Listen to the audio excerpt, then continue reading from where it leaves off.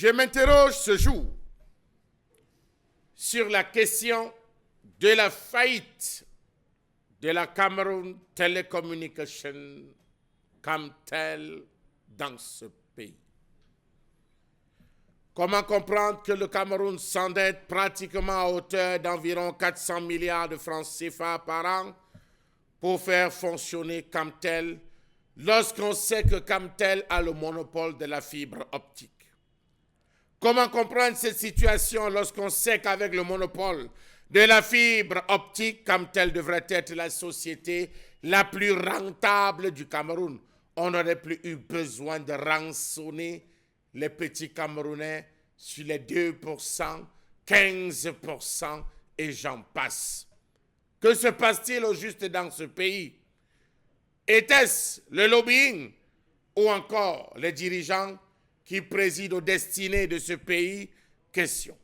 Au Cameroun, ministres, directeurs généraux des sociétés publiques, responsables de l'administration centrale, généraux et colonels de l'armée, commissaires divisionnaires, députés, sénateurs et autres hauts commis de l'État, occupant des résidences de fonction, ont droit gratuitement à tous les avantages, même quand aucune disposition législative ne plaide pour une telle magnanimité de l'État. Dans ces vastes résidences, où parentés lointaines et imaginaires et camarades des confréries sont logés, l'eau de Camwater coule nuit et jour des robinets. Les projecteurs allumés ne s'éteignent jamais. Les téléphones fixes et la connexion Internet sont utilisés à plein temps par des coquins et coquines avec à la clé une accumulation grotesque des factures impayées qu'on abandonne aux nouveaux locataires au moment du déménagement. Les ministres se succèdent dans des résidences avec des factures qui ne cessent de s'accumuler. Comment comprendre toutes ces factures comme telles accumulées par les pontes du régime? Le gouvernement et j'en passe, jamais payé. Dans les ministères et autres corps de l'État, les fonctionnaires fantômes ne font un tour par semaine au bureau que pour battre les records d'appel. Appel en Russie, appel en Papouasie-Nouvelle-Guinée, appel en Australie, appel au pôle Nord. Ils battent tous les records d'appel parce que c'est un job. Les bureaux deviennent des cybercafés où cousines et infidèles viennent prospecter une curieuse clientèle occidentale. Camtel se meurt à petit feu. Que fait le ministre des Postes et Télécommunications? Que fait le Premier ministre, dans cet imbroglio où personne ne comprend finalement rien, où chaque année on pose les mêmes doléances au chef de l'État? Ça ne va pas parce qu'il faut préserver les noms camerounais des structures. On se retrouve à perfuser. Comment comprendre que dans plusieurs services publics, des lignes budgétaires réservées au paiement de l'eau, de l'électricité, du téléphone et autres besoins liés au fonctionnement quotidien sont ravagées avant la fin de chaque année budgétaire sans qu'aucune facture ne soit payée? Les responsables en poste détournent des centaines de millions, accumulent des impayés qui lèguent à leurs successeurs.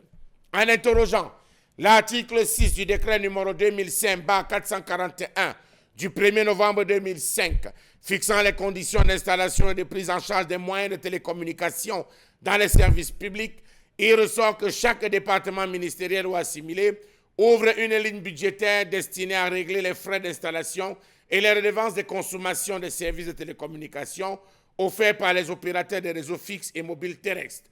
Selon l'alinéa 2 du même article, les frais d'installation et les redevances de consommation des moyens de télécommunication sont mandatés par le ministre utilisateur ou assimilé pour les services publics de son département ministériel ou par le chef de la structure publique pour les services de son ressort. Tout à côté, l'article 7 insiste sur le fait que chaque ligne de service public bénéficie d'un quota mensuel de consommation fixé conformément à l'annexe 1 du présent décret. Et même, l'alinéa 2, les redevances de consommation sont engagées à concurrence du quota visé à l'alinéa 1, avant de préciser que lorsque le quota est atteint avant la fin de la période correspondante, la ligne est immédiatement restreinte en réception pour la période concernée. Toutefois, les quotas non consommés sur une période sont automatiquement reconduits et pris en compte sur les périodes suivantes dans le cadre du même exercice budgétaire. Sauf que lorsqu'on va sur le terrain, rien de tout cela n'est appliqué.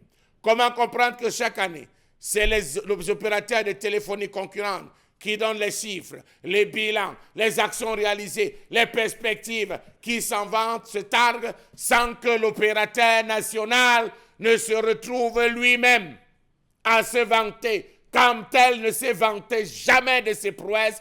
Qu'est-ce que Camtel fait? À quoi sert Camtel? Aujourd'hui, Camtel se retrouve avalé, étouffé, pressé par des opérateurs venus faire fortune au Cameroun. Pourquoi ne consomme-t-on pas camerounais? Question. L'État consomme auprès de la Camtel l'équivalent de 6 milliards de francs CFA de téléphones par an. Ce sont les administrations publiques qui consomment le plus de téléphones à travers notamment les appels internationaux.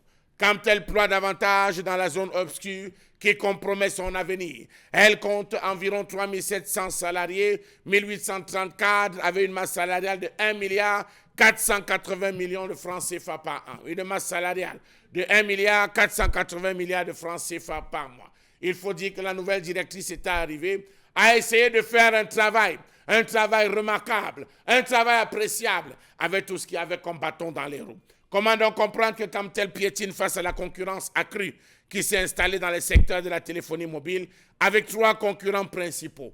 Une chose est sûre, Camtel sert plus les intérêts étrangers que les intérêts nationaux, tout en demandant encore plus, toujours plus et rien que plus à l'État, avec les pontes du régime et affidés qui ne cessent de se sucrer, qui ne cessent de s'enrober, qui ne cessent véritablement de prendre un malheureux plaisir à voir Camtel s'engouffrer. Pourquoi l'État ne peut pas payer cash comme il le fait avec les opérateurs de téléphonie mobile?